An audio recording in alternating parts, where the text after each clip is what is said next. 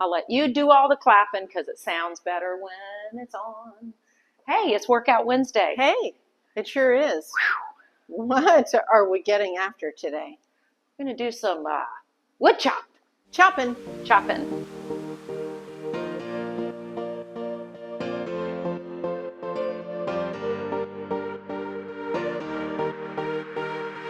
So I have a band attached to a low end. Jane's going to demonstrate the high end. So my high end, nice. Low end. So I'm starting at the low end of your chopping pattern. I take a big breath. I'm trying to keep my hips squared, and when I reach up on a diagonal, I'm not going to let everything move. I'm going to focus on my breath. I'm going to keep my core engaged. Now, I don't want so much tension that all I can think about are my shoulders scrunching up. So I want to, again, think of posture. And if this is too easy, whoop. Notice when I put my foot forward, I want to make sure my foot, knee, hip, all in one line. Here I go. Take a big breath, lift your rib cage, and down. Woo, that's a lot harder than it looks. And of course, I would turn around and do the other. We're getting back to that theme again. Yes. Yeah. And you want to do an equal number of repetitions and equal resistance on each side. And this is really great for balancing out any instability, favoritism, imbalance that you have in your rotation from your right side to your left side. And we all have that. Tall kneeling position, chopping downward. And again, I'm not trying to swing an axe into a hunk of wood and get every single joint in my body activating. I'm really trying to work on that core stabilization, keeping your core steady while your limbs are going crazy.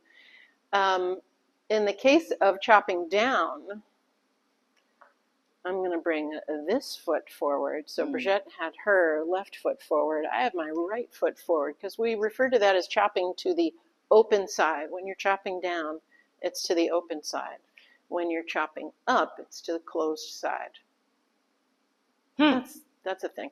So progressing from there, you can come to a standing position. Oh, I know, so fun.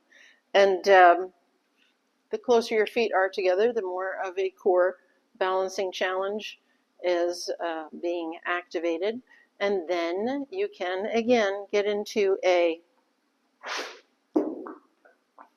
chopping to the open side, split stance, trying to keep everything really steady from the ground up, right? Yeah, and there's going to be some ankle and knee stabilization, so this is really good for stabilizing all of the joints. So if you're looking for more than core, that's what's happening. Y'all probably didn't see that wibble wobble, but there was a little bit. There was a little bit of wibble wobble because my ankles are not the most stable of my joints. What do you have? Now, actually, ankles on most people are not the most stable of joints. So if I use a rip trainer instead, wow, super fun. Constant tension here. Oh, am I letting it go too far? Yeah, no, there's some people that will use weights. Weights are good, but we find that with the bands that it gives a lot more feedback so that when you are doing these exercises, you will stay in it the entire range of motion. And so there. Yeah. God, we used a lot of big words. Yeah, we did. Get chopping. Let's get after it. Workout Wednesday. See ya. Rotate well. And often.